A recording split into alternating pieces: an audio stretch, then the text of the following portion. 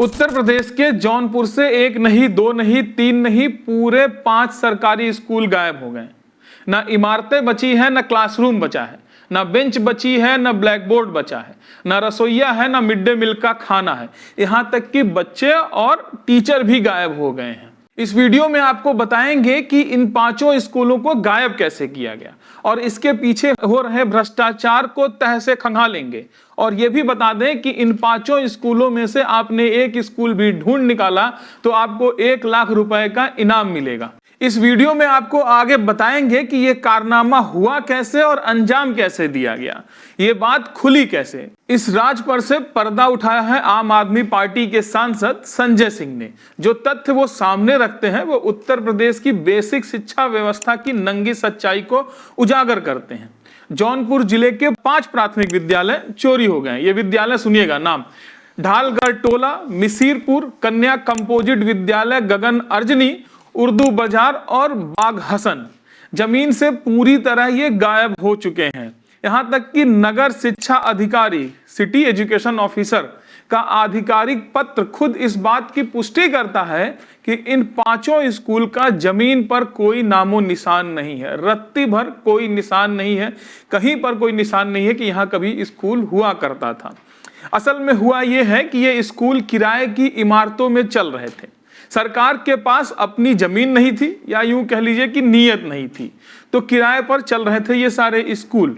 कुछ समय बाद इमारतों का कब्जा मकान मालिक को वापस दे दिया गया। स्कूल सड़क पर आ गए और फिर धीरे धीरे फाइलों की धूल में हमेशा के लिए गायब हो गए। लेकिन यह गायब होना सिर्फ जमीन तक सीमित नहीं है। असल खेल तो अब शुरू होता है। ध्यान से सुनिएगा। सरकार की नजरों में उनके डिजिटल चश्मे से देखने पर ये स्कूल आज भी पूरी शानो शौकत से चल रहे हैं। भारत सरकार और राज्य सरकारें शिक्षा के डेटा के लिए बहुत ही भारी भरकम नाम वाले पोर्टल का इस्तेमाल करती हैं। UDISC यानी unified district information system for education.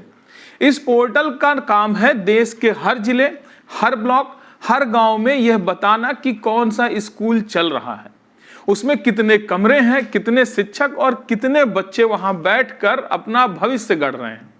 अब जरा इस डिजिटल इंडिया के डिजिटल भ्रष्टाचार को समझिएगा। जौनपुर के ये 5 गायब स्कूल जिनकी एक ईंट भी जमीन पर नहीं बची है, वे उत्तर प्रदेश सरकार के इस UDISC पोर्टल पर आज भी ऑपरेशनल दिखाए जा रहे हैं, चालू हालत में। अगर कोई स्कूल जमीन पर नहीं है लेकिन पोर्टल पर सक्रिय है तो इसका सीधा मतलब क्या होता है ये आप भी समझ सकते हैं।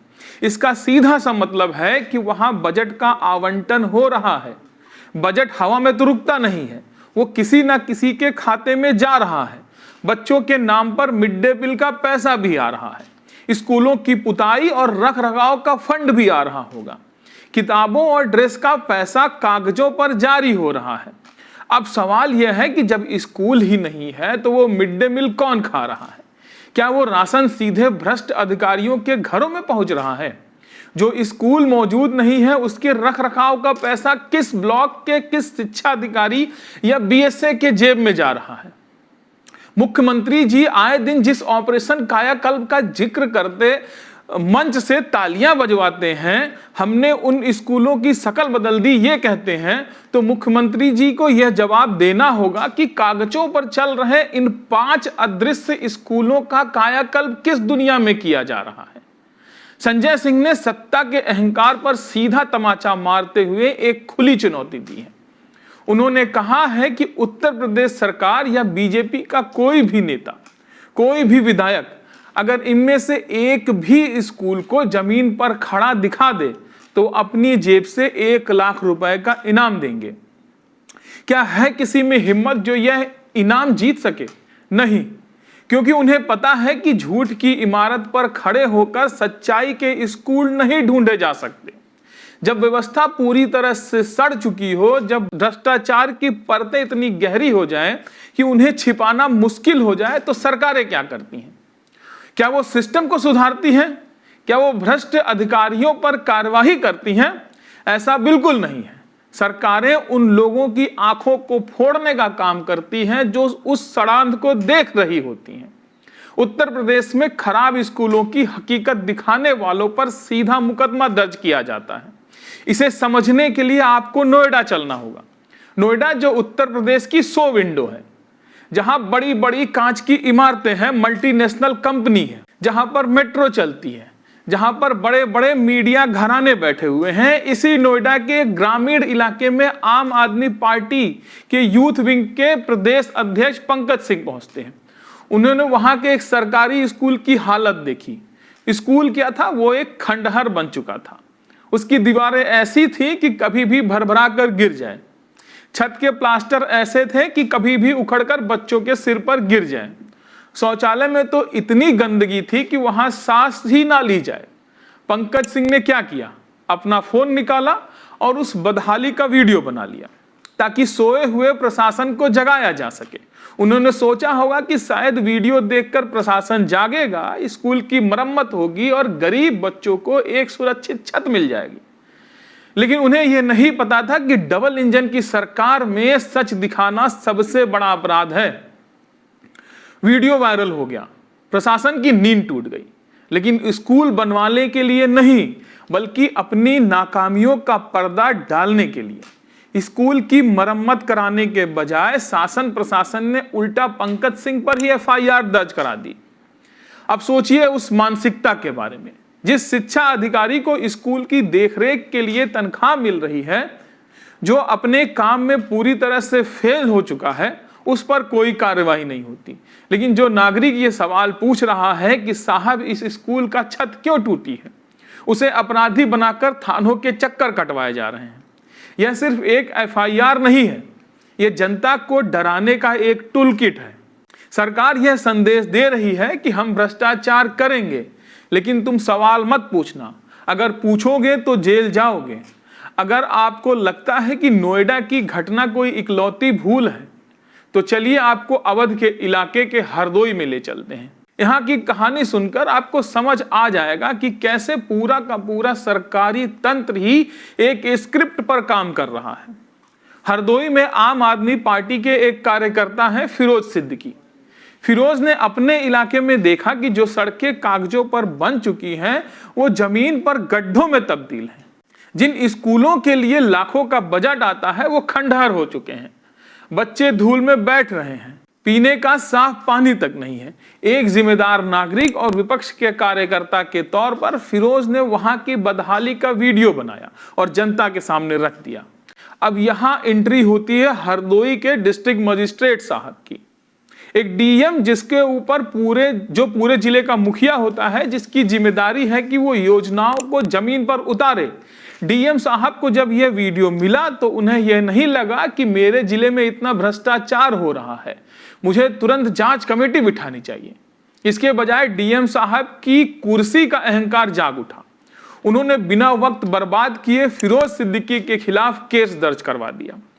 आरोप लगा दिए गए कि यह सरकारी काम में बाधा डाल रहा था, इसने इलाके का माहौल खराब कर दिया। जरा रुकिएगा और यहां सोचिएगा एक बार, जब सड़क में गड्ढा होता है तब माहौल खराब नहीं होता। जब गरीब का बच्चा टूटी छत के नीचे बैठकर पढ़ता है और किसी हादसे का इंतजार करता है, तब माहौल खराब नहीं होता। माहौल तब खराब होता है जब कोई उस गड्ढे, उस टूटी छत की तस्वीर कैमरे में कैद कर लेता है। यह तानाशाही का सबसे भयानक और नंगा स्वरूप है। बेसिक शिक्षा अधिकारी और ब्लॉक शिक्षा अधिकारी जो दिन दहाड़े स्कूलों का पैसा खा रहे हैं, जो स्कूलों को उधारी के भवनों से निकालकर हवा में गायब कर रहे हैं, वो प्रशासन की नजरों में ईमानदार हैं। और जो नागरिक अपनी जान जोखिम में डालकर उस करप्शन को बेनकाब कर रहा है, वो अपराधी है। लेकिन यह मामला अब सिर्फ बयानों, प्रेस कॉन्फ्रेंस या वीडियो बनाने तक सीमित नहीं रहने वाला है। जब सरकार और उसकी पुलिस खुद ही भ्रष्टाचारियों की ढाल बन जाए तो फिर रास्ता कहां बचता है? रास्ता बचता है अदालत का। आम आदमी पार्टी ने स्पष्ट कर दिया कि वह जौनपुर समेत 3 जिलों में इन स्कूल गायब मामलों की आधिकारिक शिकायत पुलिस में दर्ज कराएगी। अब हम सब जानते हैं कि उत्तर प्रदेश पुलिस ऐसे मामलों में क्या करती है। वो सत्ता के दबाव में एफआईआर लिखने से कतराएगी, जाहिर सी बात है। लेकिन इस बार विपक्ष ने भी पूरा तैयारी कर लिया है। संजय सिंह ने साफ कर दिया है कि अगर पुलिस दबाव में आकर एफआईआर दर्ज नहीं करती है तो फिर क्रिमिनल प्रोसीजर कोड की धारा 156(3) का इस्तेमाल किया जाएगा।